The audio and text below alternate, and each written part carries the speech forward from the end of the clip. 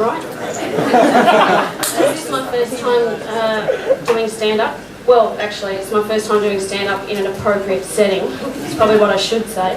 Not with a belly full of bourbon at a Christmas party for work. You know the ones I'm talking about, where you go in the next day and you kind of go into your pigeonhole, and for the first time in 4 years people are actually fucking nice to you. And you go to the pigeonhole and it's got the new fucking organisational bullying policy. Yeah, been there. One too many times. I nearly didn't get here tonight. I kind of like basically had this, what I thought was an epiphany about 4 months ago. And I was like, fuck, comedy. It's just too easy. It's for a lazy fuck like me. I've tried every other creative avenue known to man. Painting, singing, I've done macrame, I've done a bit of decoupage, lesbianism. I'm just kidding, I have never done painting. Anyway, of course when you do these things and you have an epiphany, you want to share it with people that you love, you know. I came running out to the lounge room and I'm like, babe, I have done something really big today. I put my name down, I'm going to do stand-up. I'm going to be a fucking comedian. Silence. He says, babe, that's so cool. If you think you're funny, you just go for it. It got worse. My sister said that she'd never really considered me to be particularly amusing. And my father says, Jesus Christ, Kanina. Can you not find another way of getting the kind of attention you clearly fucking crave?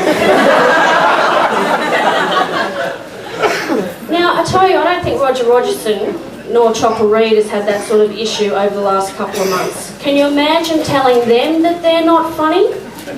You go home, your mother's wrapped up in her own fucking apron strings, and your cat's been maliciously fucking kneecapped. The best that I'm going to do to you tonight is maybe send your shit in the mail. But really, it doesn't fucking compare, does it? I've recently come back from a trip to America. I know what you're thinking. They're actually not a pack of dickheads. They're okay. But that fucking flight, after 14 and a half hours of this, the tray on my fucking nipple, don't talk to me about deep vein thrombosis of the leg. Every fucking half an hour I'm having a panic attack, getting up, going to the bathroom and massaging my fucking tits. There was no circulation, there was no nothing. When I got off at LA, usually at the end of the night I sort of undo my bra and this thing just fucking launches itself from my body. You don't even know the pressure that this garment is under. In LA, it just drops down. Because like a third of my tit on either side is fucking not there anymore. It's within my body. I tell you, it's just fucking crazy. I wasn't going to talk about my tits tonight, but let's face it, you know, they've got their own fucking postcode and they deserve to be treated with respect. A couple of years ago I went to Malaysia and, like, can I just say, if you're on the larger size, do not go to Southeast Asia. I don't think they mean to be pricks, but it's like the community, they're doing the community a favour by saying, you know, you need to lose a bit of weight. And of course in Malaysia, I was like, had erect nipples the whole time. Everything was fucking 60 cents. So I'm like, I don't even care that it's a size 4. It's a fucking coming with me.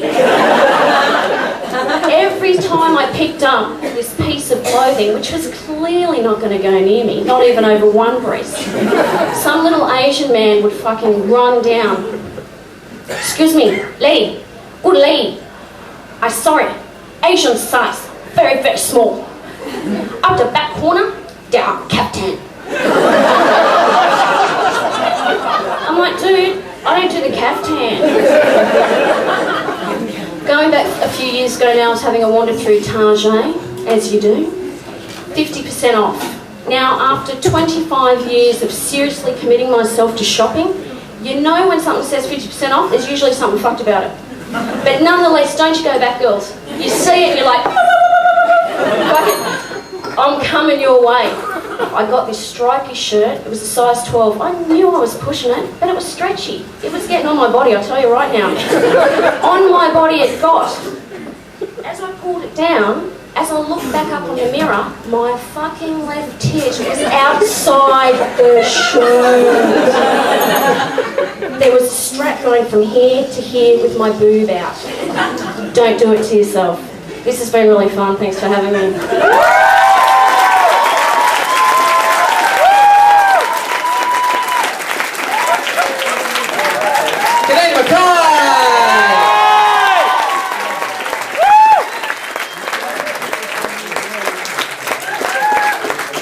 Excellent work, Kanina. You're blind now. That was gold. And you can just work from now on and you can just be supported by your tits. You get the whole show to yourself. Look at that. Hey, I should explain, because I haven't done before, if you with this bell system that's going on, if you don't know what, if anyone's wondering if there's food ready or something, it's at 4 minutes, isn't it? Is that right? 1 minute to go, basically. You hear a bell, and then at 5 minutes, when people are doing 5 minutes, obviously there are 2 bells, and more bells until it's time to get off. So that was just what was going on there, in case you hadn't realised. Now, however, that's slightly irrelevant for our next act, because I think he's doing 8 minutes. So the same applies, but you might hear a bell at 7 minutes.